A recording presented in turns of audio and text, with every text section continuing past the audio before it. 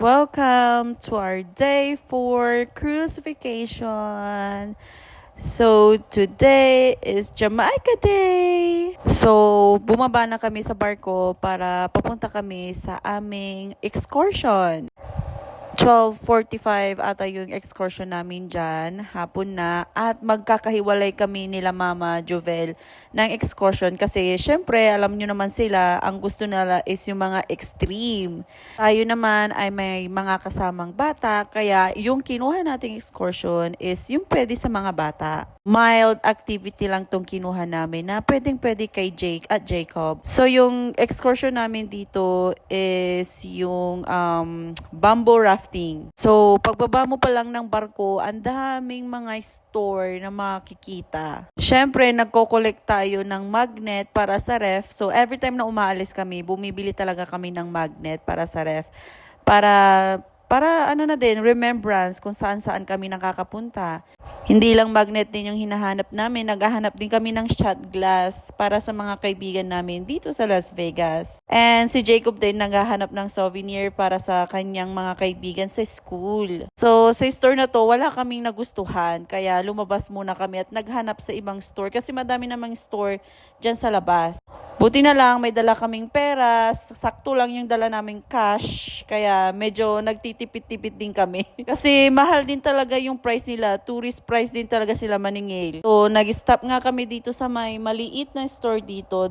Dito may nagustuhan akong magnet na may Jamaica. And si Jacob may nagustuhan ding sombrero dito, kaya dito kami bumili. At ayan din si Jake nangingialam kung anong gusto niyang bilhin. Dapat pag lumabas kayo, pag may excursion na mga ganito, bumababa kayo sa barko, kailangan talaga may dala kayong cash or tumatanggap din sila ng dollars. At ayan nga, tinatry kong tumawad sa tindera kasi ang mahal ng singil niya.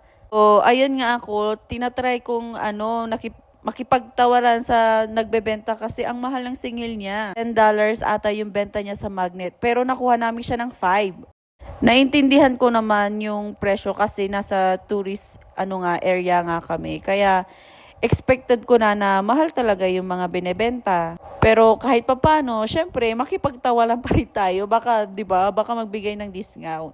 And swerte naman, kahit papano, nagbigay naman yung seller ng discount, konti lang. Nagustuhan ko talaga yung magnet kasi may maganda yung Jamaica na nakalagay kaya binili na namin. $30 yung sombrero ni Jacob, kaya syempre makikipagtawaran tayo dyan. How much? 20? I do 50. $20? No. I do $15. I give No, I, 15. discount. Yeah, discount. Discount. Those, no? No. This one no discount? $30. $30? This 20? 20? And I now, take off 5. so Yeah. 15 now. Okay, 15. I thought it's 10, this one. No. 20? 20. Uh-huh. I do 15 and 15. $30, and this one is 5. Right. So total of 35. No, 30 all. 30 off?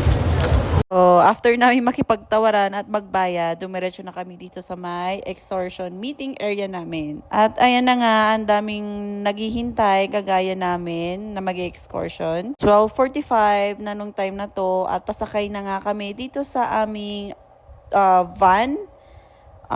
May iba't iba din yung kasama namin. Ang nakakatuwa dito is yung pag tayo sa USA, pag nag-drive tayo, nasa left side tayo.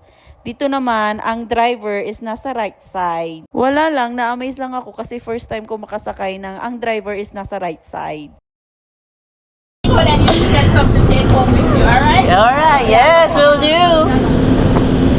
Our main religion here in Jamaica is Christianity, but we have denominations such as the Presbyterians, the Anglicans, Methodists, and the Adventists, Catholic, you name it, it's all here.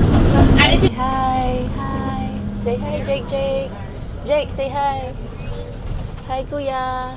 Yun lang muna sa vlog na to. See you sa part 2, day 4. Papakita ko sa inyo yung aming bamboo rafting excursion. Napakaganda ng tubig nila, promise. So, abangan nyo yun. Bye!